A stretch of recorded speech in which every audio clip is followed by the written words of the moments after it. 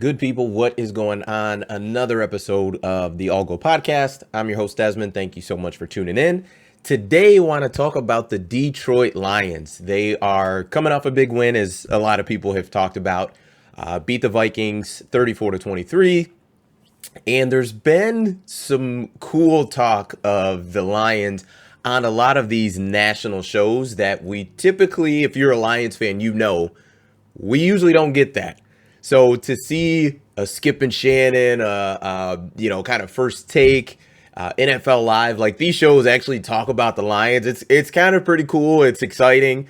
It's something that I'm sure every other team has experienced except us. When we get the Lions topic, it's just how bad or abysmal that we are. So it's been exciting to see some of the shows that I watch and tune in to talk about the hometown team. So the Lions are currently 6-7 right now.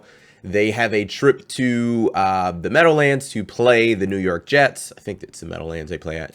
Anywho, I believe the Lions are favored in that game, but going into it, the Jets have Mike White, who is day to day with his rib injury, but it looks like he is trending towards playing.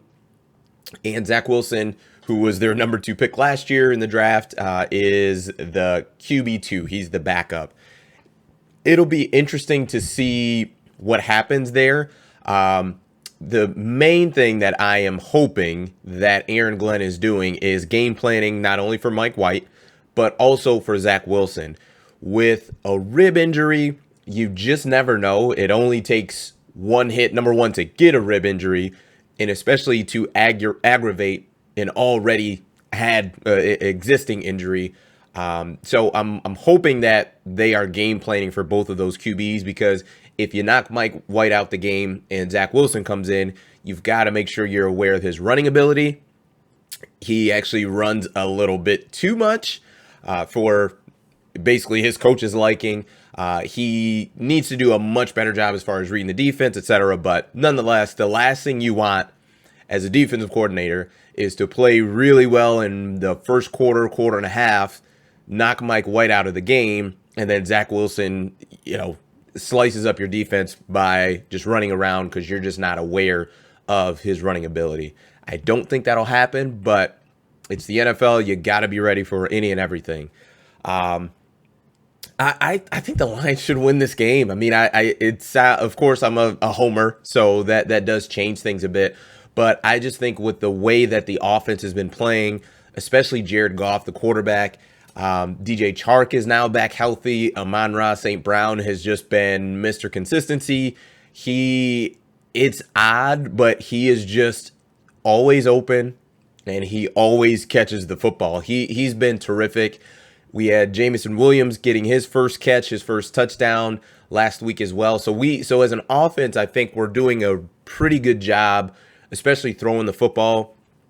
One major key is going to be how effective can we be with the run game. I think the Jets have a really good defense, especially with Quinnen Williams in the middle. He is a monster, and he's someone that he's going to make it very difficult for us to run the football, but we have to be effective running the ball. I don't think we can win the game dropping back 35, 40 times and just airing the ball out. Like, we're going to have some balance.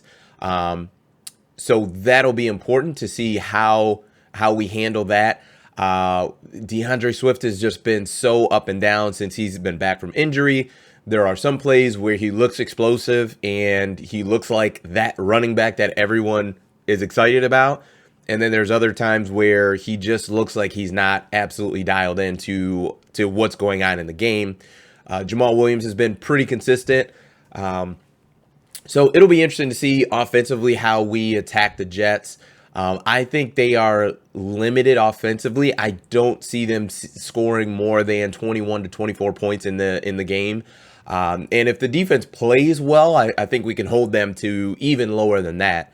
I mean, you look at last week playing against the Vikings, who has Justin Jefferson, which you could argue the best young wide receiver in the NFL, and we were late into the third quarter and had only given up 7 points at that point. Ended up giving up 23 the entire game, but nonetheless, The defense has had times where they've played pretty well. I think in the last 4 or 5 games, they've given up roughly about 20 points a game. So that's definitely something that you can live with. And I would imagine that the Detroit offense will score more than 20 points. So feeling good about the game.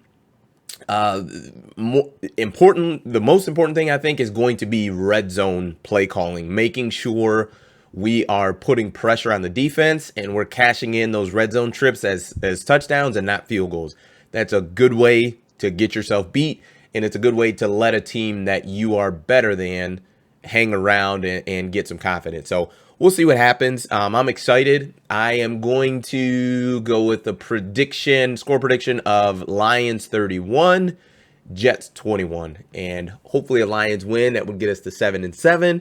And it would be pretty exciting here in Detroit. So we'll see.